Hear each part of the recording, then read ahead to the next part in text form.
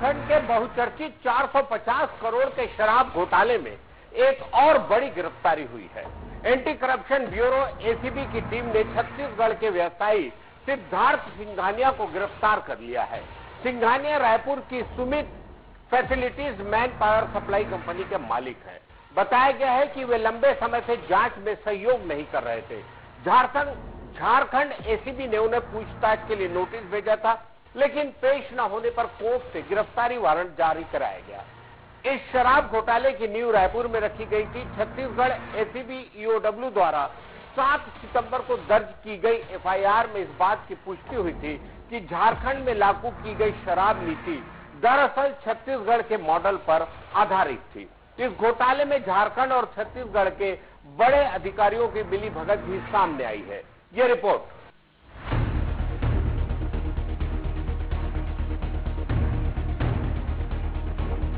शराब घोटाले में झारखंड एसीबी ने गुरुवार को रायपुर के कारोबारी सिद्धार्थ सिंघानिया को गिरफ्तार किया।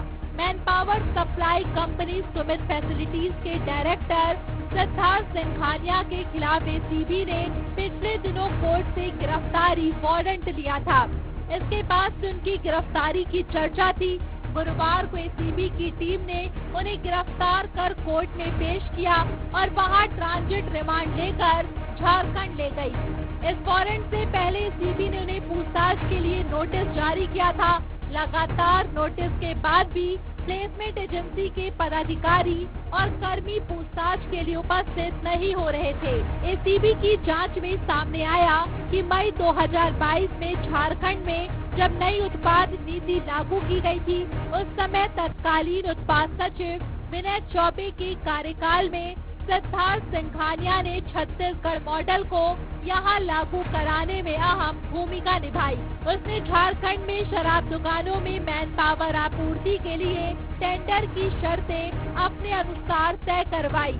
मैन पावर सप्लाई की शर्तों में प्लेसमेंट एजेंसियों के लिए कम से कम 2 वर्षों का अनुभव और पिछले 3 वर्षों में 50 करोड़ रुपए का टर्नओवर अनिवार्य किया गया। यह शर्तें केवल कुछ चुनिंदा कंपनियों को लाभ पहुंचाने के लिए तय की गई थी। बता दें कि झारखंड में 450 करोड़ का शराब घोटाला हुआ है, जिसकी साजिश रायपुर में रची गई थी। इसमें छत्तीसगढ़ के पूर्व आईएएस अनिल टुटेजा, कारोबारी अनवर ढेबर, आबकारी अधिकारी अरुपति त्रिपाठी सहित इनके सिंडिकेट में शामिल कारोबारी थे। इसी सिंडिकेट के प्रभाव में आकर झारखंड की शराब पॉलिसी को बदला गया था।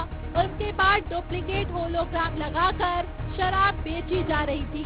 सबसे पहले रायपुर एसीबी ने ही घोटाले का केस दर्ज किया। झारखंड एसीबी अब तक इस घोटाले में झारखंड उत्पाद विभाग के तत्कालीन प्रधान सचिव आईएएस विजय चौबे, पूर्व उत्पाद आयुक्त अमित प्रकाश, संयुक्त आयुक्त गजेंद्र सिंह सहित 7 लोगों को गिरफ्तार कर चुकी है। इस शराब घोटाले की नींव रायपुर में रखी गई थी। छत्तीसगढ़ एसीबी ईओडब्ल्यू द्वारा 7 दिसंबर को दर्ज की गई एफआईआर में इस बात की पुष्टि हुई थी कि झारखंड में लागू की गई शराब नीति दरअसल छत्तीसगढ़ मॉडल पर आधारित थी।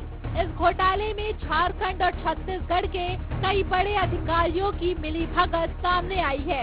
अब तक की जांच में 2 वरिष्ठ आईएएस अधिकारियों, झारखंड के तत्कालीन आबकारी सचिव विनय कुमार चौबे और पूर्व संयुक्त आबकारी आयुक्त गजेंद्र सिंह को पहले ही गिरफ्तार किया जा चुका है। एफआईआर में छत्तीसगढ़ के चर्चित अफसर अनिल टुटेजा, कारोबारी अनवर ढेबर और सलाहकार अरुपति त्रिपाठी के नाम भी है, जिन पर आरोप है कि इन्होंने झारखंड के अधिकारियों के साथ मिलकर नई शराब नीति तैयार की और उसे अपने फायदे के अनुसार लागू करवाया। झारखंड में आबकारी विभाग के लिए मैन पावर सप्लाई का काम छत्तीसगढ़ की 4 एजेंसियों को दिया गया था। Sumit facilities, eagle Hunter solution, A to Z infra services और प्राइम वन। आरोप है कि इन कंपनियों को यह काम तत्कालीन सचिव विनय चौबे के कार्यकाल में अनुचित तरीके से सौंपा गया। 1 साल के भीतर यह अनियमितताओं के चलते इन एजेंसियों को काम से हटा दिया गया। एफआईआर के अनुसार झारखंड में छत्तीसगढ़ सिंडिकेट के दबाव में आबकारी नीति में बदलाव किया गया। इसके तहत देशी शराब पर नकली होलोग्राम लगाकर बिक्री की गई, जबकि विदेशी शराब के टेंडर FL10A लाइसेंस के तहत अपने लोगों को सौंप दिए गए। इस पूरी प्रक्रिया में करोड़ों की अवैध कमाई हुई। ACB सूत्रों के मुताबिक मामले की गंभीरता को देखते हुए जांच का दायरा और बढ़ाया जा रहा है। इसमें छत्तीसगढ़ के तत्कालीन आबकारी मंत्री कवासी लखमा की भूमिका की भी जांच की जा रही है। झारखंड में दर्ज मामले की CBI जांच शुरू हो चुकी है और इसके तार अब छत्तीसगढ़ की राजनीति और नौकरशाही से भी जुड़ते दिख रहे हैं।